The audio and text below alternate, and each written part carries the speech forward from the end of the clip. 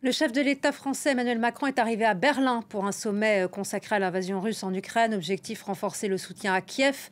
Cette réunion tripartite avec le chancelier allemand Olaf Scholz et le Premier ministre polonais Donald Tusk intervient alors que la relation franco-allemande semble fragilisée suite aux divergences sur la stratégie à suivre. Première réunion du triangle de Weimar depuis le retour de Donald Tusk au pouvoir. On en parle avec Anne Maillet, notre correspondante à Berlin. Quels sont les principaux objectifs de cette réunion? Aplanir les divergences entre la France et l'Allemagne? Oui, cette rencontre en deux temps avec d'abord un tête-à-tête entre le président français Emmanuel Macron et le chancelier allemand Olaf Scholz, suivi ensuite d'une rencontre tripartite avec le Premier ministre polonais, vise à apaiser les tensions et certainement aussi à mettre un terme aux échanges au pic que Paris et Berlin ont échangés ces dernières semaines depuis la tenue de la conférence de soutien à l'Ukraine fin février à Paris. En fait, Emmanuel Macron, en déclarant à l'issue de cette conférence qu'il ne fallait absolument rien exclure pour soutenir l'Ukraine, a semé le trouble en Allemagne en déclarant quelques jours plus tard qu'il ne fallait pas être lâche. J'ai envie de vous dire qu'il a même vexé les Allemands qui évidemment se sont sentis visés. Depuis, Olaf Scholz n'a de cesse de répéter qu'il n'y aura jamais, au grand jamais, de soldats allemands au sol en Ukraine. Et il s'agit donc aujourd'hui de lever ces désaccords, de lever aussi un certain nombre de malentendus, certainement.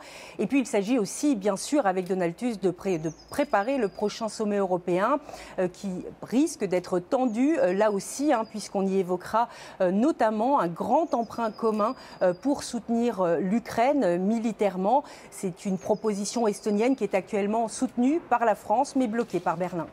Il s'agit donc également de clarifier la position de la France sur l'Ukraine. Le président Emmanuel Macron a déclaré qu'il s'agit d'un soutien sans limite.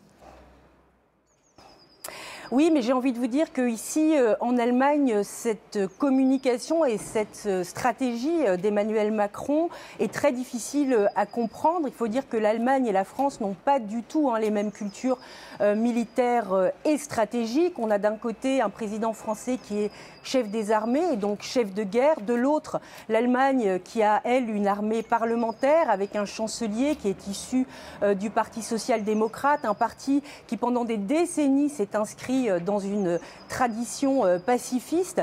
Donc les propos d'Emmanuel Macron sont difficilement audibles ici en Allemagne, d'autant qu'évidemment la population allemande et Olaf Scholz n'ont de cesse de dire qu'il faut éviter une escalade militaire.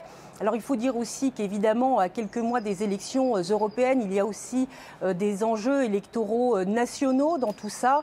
Olaf Scholz sait bien que la population allemande ne soutient plus la livraison d'armes lourdes à l'Ukraine comme ce fut le cas auparavant. Son parti est en difficulté dans les sondages et donc on voit bien depuis le début de la campagne, depuis quelques semaines, que son parti, le SPD, tente un peu de le présenter comme le chancelier qui va éviter l'escalade, le chancelier de la paix en quelque sorte. Et évidemment, dans ce contexte-là, les propos d'Emmanuel Macron et ses échanges sont très compliqués ici en Allemagne. Et le chancelier Olaf Scholz, est-ce qu'il peut infléchir sa position sur les missiles à longue portée ou est-ce une ligne rouge pour les Allemands? Alors c'est vrai que le chancelier Olaf Scholz a souvent franchi des lignes rouges qu'il s'était lui-même fixées par le passé, notamment en ce qui concerne la question des livraisons d'armes. Mais sur la question de ces missiles de longue portée Taurus, il campe sur ses positions tout de même depuis quelques mois déjà. Alors il faut bien comprendre que ces missiles allemands de longue portée, les missiles Taurus, ont une portée 2 fois supérieure aux missiles Scalp français. Donc cela signifie que l'armée ukrainienne pourrait potentiellement atteindre des cibles sur le territoire russe. Or, encore une fois, Olaf Scholz veut éviter une escalade militaire. Il veut aussi éviter, bien entendu, que l'Allemagne devienne partie prenante dans cette guerre. Et puis, il explique aussi que l'utilisation de ces missiles supposerait également la présence au sol de soldats allemands. Donc pour le chancelier, le débat est clos, malgré la pression internationale, malgré la pression de l'opposition, mais aussi de ses partenaires de coalition, les écologistes et les libéraux qui, eux, sont favorables à la livraison de ces missiles. Alors souvenez-vous néanmoins que l'année dernière, Olaf Scholz avait dit non à la livraison de chars Léopard pendant des mois. avant de finalement l'accepter parce que les États-Unis aussi s'étaient engagés à fournir des chars similaires. Est-ce que le fait que les États-Unis n'aient toujours pas livré de missiles de longue portée similaires aux Taurus allemands joue un rôle dans la décision du chancelier? C'est plus que probable. Merci beaucoup Anne Maillet pour votre décryptage de Berlin.